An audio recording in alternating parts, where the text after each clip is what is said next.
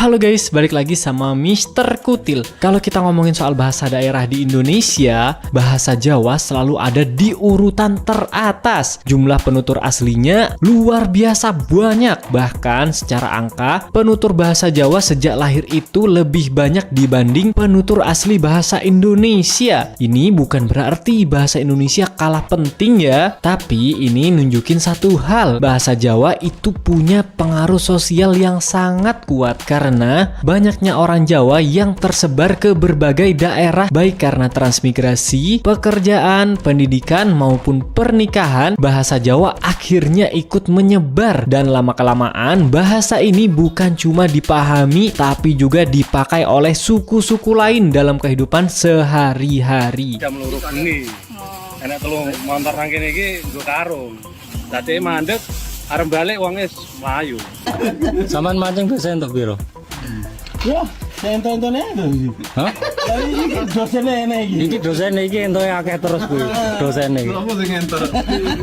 Dalam keseharian, bahasa Jawa sering dipakai sebagai bahasa keagraban, bahasa buat bercanda, buat nyapa, buat mencairkan suasana. Kadang orang non-Jawa ngomong Jawa itu bukan karena fasih sepenuhnya, tapi karena ingin lebih dekat secara emosional. Ini saya apik lah. Ini saya apik. Ini Mbak. Saya tak kenal kan saya masalah tak lisik. Halo bajingan kabeh. Nah, iki jembatan ning Desa Kudap. Awak dhewe saka desa baju jembatane apa? Ora tenang ngono lho. Dadi kira ora kuwi. Ojo lali kopi ore.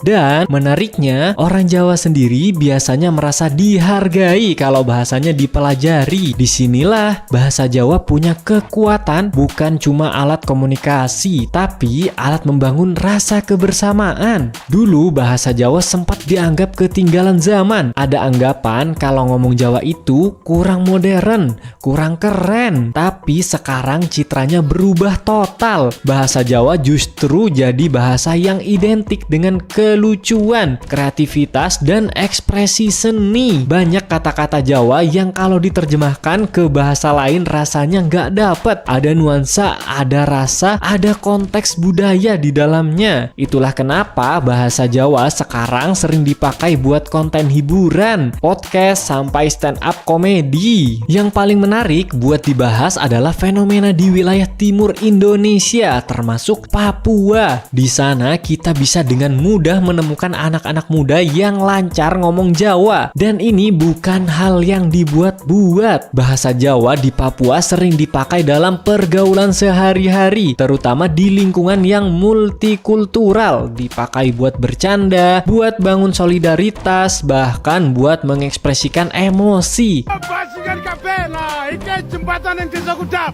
Awak dhewe saka desa baju jembatane apa?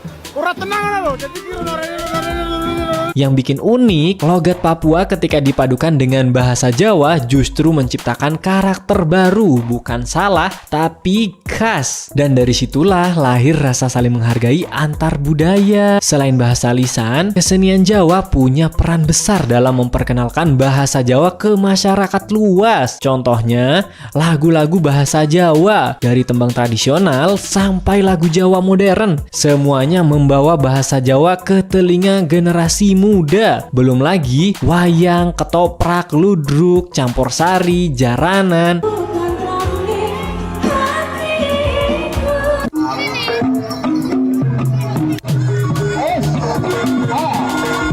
Sudah hindari ya miso kalau berbicara kotor, Bicara kelamin. kelamin Semuanya ndak boleh. wah wi karakterku kabeh.